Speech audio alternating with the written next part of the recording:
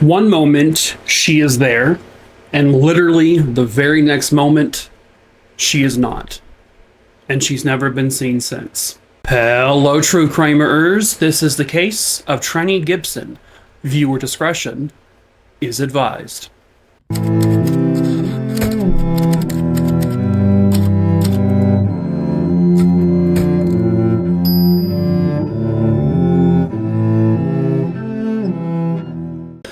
Before I get started, if you can hear a sound in the background, that's a fan. It is 117 degrees here in the Phoenix area, and even the AC is having a hard time catching up, keeping this house cool. So I need to have a fan on me, or else I will literally die. And I will be a subject on a future video that I won't be able to cover because I'll be dead. But anyway, let's get into the case. Trenny Gibson was a 16-year-old high school student who lived here in this house with her family, which was in the Knoxville, Tennessee area. She is your typical high school girl who basically aspired to eventually work in landscape architecture. She was really fascinated by the outdoors. She loved being outside, and she loved horticulture. She loved plants. She loved learning about plants. She attended Bearden High School there in Tennessee, and at the school she was taking a horticulture class, something she was doing really well in, and she was always excited to be a part of that class.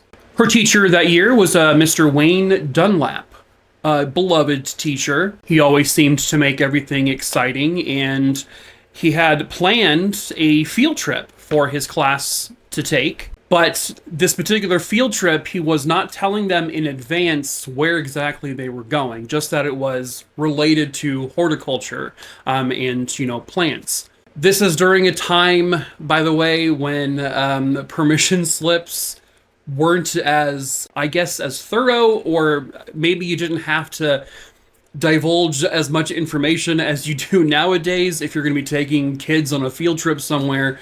Obviously, we're a lot more strict now, but this story takes place in October of 1976. Very different times. It was October 8th, 1976. It was actually expected to be at least a very cloudy day, but the forecast had rain in it, and so Trenny and her classmates, when they got to school that morning, they were expecting the field trip to be canceled, but it wasn't. So everyone would board the bus, and that is when Mr. Dunlap would tell the students exactly where they were going. They were going to be taking a trip to the Great Smoky Mountains. The plan there was to hike and study the plant life in the area, do some horticulture style lessons there in the wild. They were going to take in the sights. They were going to appreciate the nature. Specifically, I guess they were going to the Klingman Dome portion of this park. So 38 students were aboard the bus, plus Mr. Dunlap, and I believe a chaperone. Trenny was on the bus, and she sat next to her very good friend, Robert Simpson. The bus ride, they were laughing, having a good time, and everyone just seemed like they were excited for this. Trenny, by all accounts, was in a really good mood. She was in a little bit of pain because I guess a few weeks prior she hurt her foot pretty badly, and she was on medication for it. But other than that, she was in really good spirits and excited for the day. When they arrived, the 38 students would break apart into two groups, I believe. The group that Trenny and her friend Robert Simpson were a part of, they were going to be going on a hike at Andrews Bald, which was going to be approximately a 2-ish mile hike. It wasn't a very strenuous hike, but it also wasn't an easy hike. And they had a chaperone with them on their group, as did the other group. The hike actually went as planned. Everything went normal. Everyone had a good time. Trenny was, laughing and joking with her friends, and everything seemed fine. Trenny spent most of the hike with her friend Robert, but at some point on the way back, Robert said he wanted to break off and go look for bears. Why, Robert? Why would you want to do that, you crazy person? But Trenny didn't want to do that because, yeah. So she would run up to another group of her friends that were part of this group, and then Robert apparently went off on his own way.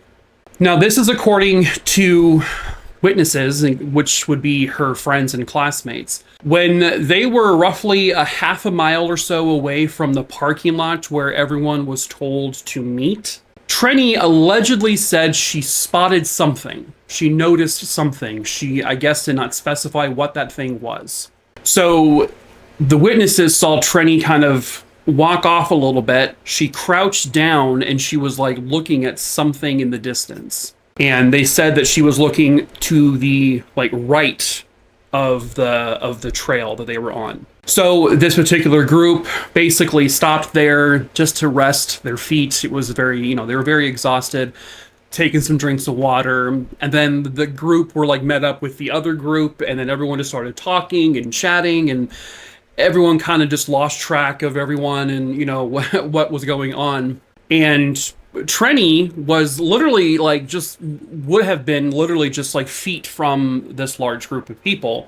And within moments of them looking and seeing that she was there, still looking at something, which she wasn't specifying what it was, they went to go talk to amongst themselves. And then another moment later, they look, she's gone. Trenny is just vanished. And to this very day, Trenny Gibson has never been seen since. This was 46 years ago. Almost 47 years ago. Now, at the time, Trenny's group of friends said that they just thought she just sort of started walking on her own and went to the parking lot on her own. Maybe she met up with another friend. But when everybody arrived at the parking lot, Trenny wasn't there. No one else had seen her. No one said that Trenny had come to the parking lot. Where's Trenny? Now it's about 3:30 p.m. Mr. Dunlap is basically checking everyone back onto the bus when he's told that Trenny can't be found. He does a double check of everyone on the bus, everyone outside the bus. He confirms she's not there. So he takes a couple of students and they go back to where they last saw Trenny. When they get there, she isn't there either. She isn't anywhere along the path that she would have taken to get to the parking lot. She isn't anywhere down the path where they had come from. So they, plus the other chaperones and the other students, they're looking for roughly an hour, and they have absolutely no sign of her. No traces of her. No, like, shoe impressions, no articles of clothing, no water bottle, nothing. So she would be reported missing to, first the park officials and then the police. And from what I understand, they did several searches of this entire area. They brought in, like, dogs. They searched by helicopter. They searched, obviously, by foot. And they combed this entire area extremely thoroughly. And they never found anything or anyone, which is kind of unbelievable, because if Trenny had fallen, per se, and she just, slipped and it was an accident and maybe she hurt herself, you would have found her. Definitely especially in that area. If she had died, you certainly would have found her, especially in the days leading afterwards. I mean, she could not have gone that far from where she was last seen. I don't know if there was like a cliff or like a drop-off point where she was last seen. I'm not sure. But even if there was, they would have checked beneath and nothing. The scent dogs, they did pick up on something. If the dogs followed a trail with Trenny scent, and then it just, I guess it went along the Appalachian Trail. There's like a point where it intersects with the Appalachian Trail. And then it just and then the scent trail just stops suddenly. Where that scent stopped for the dogs, they also found empty beer cans and cigarette butts, indications that people have either stopped to rest there or maybe camped there, partied there, not really sure. So their next thinking is did Trenny use this opportunity to run away? It didn't make sense because, Trenny was a very fun, outgoing young girl, and she loved her friends, she loved her family, she had everything going for her. She gave zero indications that she wanted to run away. She never told any of her close friends that. She had a job that she liked, working at. She was saving up money, for college and for other things. She also, like I said, she had hurt her foot and she left her medication for that pain at home. She didn't bring anything with her, any like, belongings like any extra clothing, any food or anything like that. No money. All of her money, she had like several $100s saved up that she still had at home. It was still there. Her purse was actually still in her mom's car. Her mom had dropped her off at school that morning, and she just left her purse in there because she always did that. It was normal. And the other thing is that makes people question this runaway theory is that Trenny didn't know where they were even going. She had no idea. Mr. Dunlap didn't tell the students until they were on the bus, like halfway to the mountains. So she had no prior knowledge to where they were even going. So like, if the plan was to like have someone meet her there and she would run off with them, this was before cell phones and stuff like that. She wouldn't have been able to like alert anyone, and she didn't know where they were going. Maybe someone followed the bus. Who knows? But they couldn't even think of anyone that she had been friends with or was dating or anything like that she would have run off with anyway. Trenny had never even been to these mountains before. This was her very first time ever being there. So they really didn't think, after this investigation, they really didn't think she had run away on her own. So then they're thinking, they go along the route of maybe she's hurt, maybe she lost her life somewhere in this park on accident. But again, you would have found her. I know it's a big area, and there are times where you're searching these areas and you just don't find these people, and eventually, you find human remains somewhere. This area has been searched year after year. Not just right when she went missing. They've continued to search the area, and people have hiked this area. We're talking how many, probably millions of people between 1976 and now have hiked this area. No remains have ever been found. No skeletal remains, no backpack, no clothing, nothing. Okay, maybe she was abducted by someone. By who? Maybe she was killed by someone. Okay, by who? Well, police would actually look into her friend, Robert Simpson, who she had spent the entire bus ride with there, who she was hanging out with. And if you remember, according to people, he said he was going to go branch off and look for bears. According to the people there, that was what Robert said he did, because they asked him, like, hey, where did you last see Trenny? And he said, I broke off when I went to go look for bears, which really made a lot of people like think, like, what? Who does that? Why would you do that suddenly? Why would you leave the group of people without, But the thing is Trenny was confirmed seen by many people, by many of her classmates, after Robert had branched off on his own. And when Trenny was last seen, she was by herself staring at something off to the side, and Robert wasn't anywhere near her. The day after she was reported missing, some students would report to police that Trenny's comb was actually in Robert Simpson's car, which was, they thought, unusual. Why would he have her comb? Well, he said, she was always in his car. She had just left the comb in his car like a day or two prior. Something else raised eyebrows to people. Robert Simpson had gone to Trenny's parents, because they knew him well. And he said something unusual. He said, quote, if Kelvin Bowman has Trenny, he will kill her. If he does not have her, I think she must have run off with some horny hitchhiker. End quote. What? Who is Kelvin Bowman? Well, apparently the Gibsons knew Kelvin. Kelvin was a fellow student of Trenny's. Kelvin had a crush on Trenny. And apparently the crush was not reciprocated. She did not have the same feelings towards him. Well, about a year prior to Trenny's disappearance, Kelvin had actually broken into the Gibson home. One of the parents had a gun, and they ended up shooting Kelvin in the foot. Kelvin was arrested, and he would actually go to trial for this, and he actually would end up throwing out threats to the Gibsons and to Trenny. He served 6 months in prison and was released. He was free and out and about when Trenny would disappear. But many, many witnesses, according to police, would place Kelvin Bowman at the school during the entire time that Trenny went missing, all those miles away, at the Great Smoky Mountains.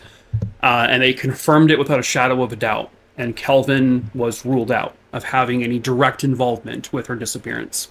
Police, they've looked into Robert Simpson as well, but they don't have any evidence to suggest he did anything to her. There is some speculation that the thing that Trenny may have been looking off on the side of the trail and bending down to look at, some people speculate may have been Robert Simpson. She may have just been like goofing off with him and just see him in the distance and then went down to him and then something happened.